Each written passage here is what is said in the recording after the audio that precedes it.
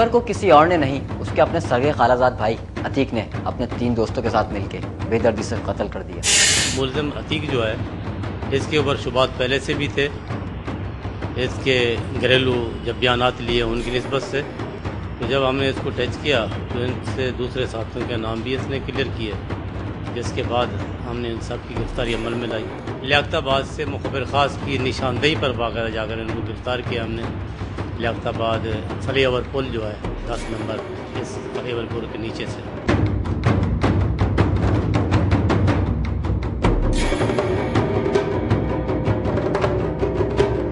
किश्वर मेरी कज़न थी सर।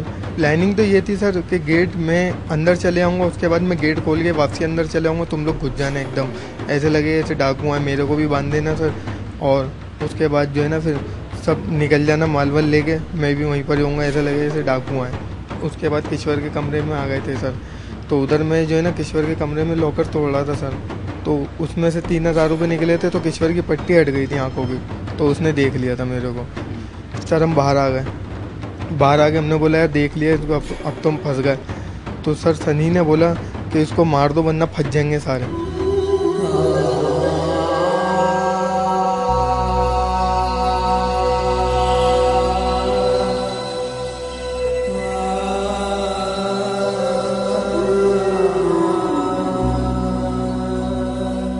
फिर दुपट्टे में ने सर दुपट्टा डाल के गला घोटा और फिरोज़ ने तकिया रखा था मुँह पे सर।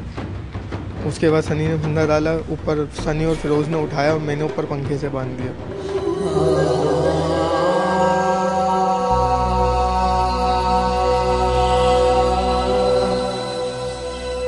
हमारी दुनिया उजड़ गई। उनको भी उस तरह मार दे जिस तरह मेरी अम्मी को मार। अतीक को पता था कि मैं भी काम नहीं कर रहा, परेशान हूँ, और वो दोनों भी काम, फिरोज़ और दिशान भी काम नहीं कर रहे। हम लोग बैठे हुए थे जैसे हम रात को अपने एरिया में लियाकताबाद में, तो हम लोग सब जैसे दोस्त यार बैठते हैं ऐसे बैठे हुए थे।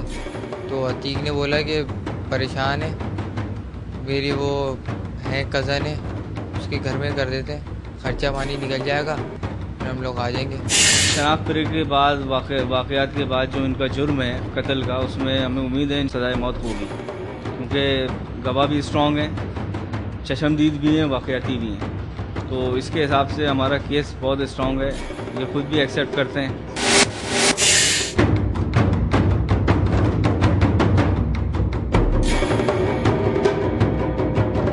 सामान सारा रुमाल में बांध के साहब सनी के घर ले गए थे साहब। एक दिन तक सनी के घर पे सामान रखा रहा था।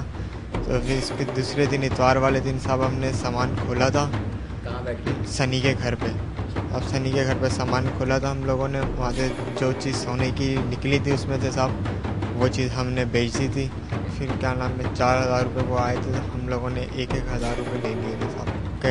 कैश जो था सनी के पास और अतीक के पास था। अतीक ने हमें बताया कि 3000 रुपये मेरे पास हैं और सनी के पास से निकले थे साहब 4500 रुपये। सब ज़िंदगी पहली वारदात थी साहब, वो इस वजह से सब काम काज बिल्कुल ख़त्म हो गया था साहब। एक पल के लिए साहब नींद नहीं आती थी साहब।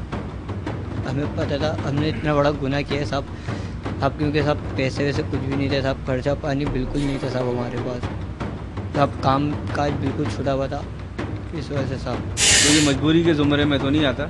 नहीं, इनका जो इक़दाम है वो तो डकैती और डकैती के बाद कत्ल, तो इसमें तो अल्लाह ने चाहा तो कोई बचने का रास्ता नहीं है साहब। हमारा मारने का साहब कोई प्लान नहीं था साहब उसे, हमारा सिर्फ ये प्लान था कि वारदात करके आ जाएंगे बस साहब। उसने अतीक को पहचान लिया था, शनाख्त कर ली थी साहब उसने अतीक की, इस वजह से साहब। तो साहब सनी ने बोला उसे मार दो वरना हम सब लोग फंस जाएंगे। ये कहानी थी मासूम किश्वर की, जिसे उसके खालाजाद भाई अतीक ने चंद रुपयों के हुसूल की लालच में बेदर्दी से मौत के घाट उतार दिया। इस वारदात ने एक नहीं 5 खानदानों को कभी ना भुला देने वाला गम दिया है। इस किस्म की वारदातों का जिम्मेदार कौन है? क्यों नौजवान पैसे की लालच में कातिल बन रहे हैं? इसकी जिम्मेदारी किस पर है? हम पर, आप पर, या इस सिस्टम पर? इसके साथ ही खुर्रम गुलजार को इजाज़त दीजिए, फिर हाजिर होंगे एक जुर्म एक कहानी के साथ। अल्लाह हाफ़िज़।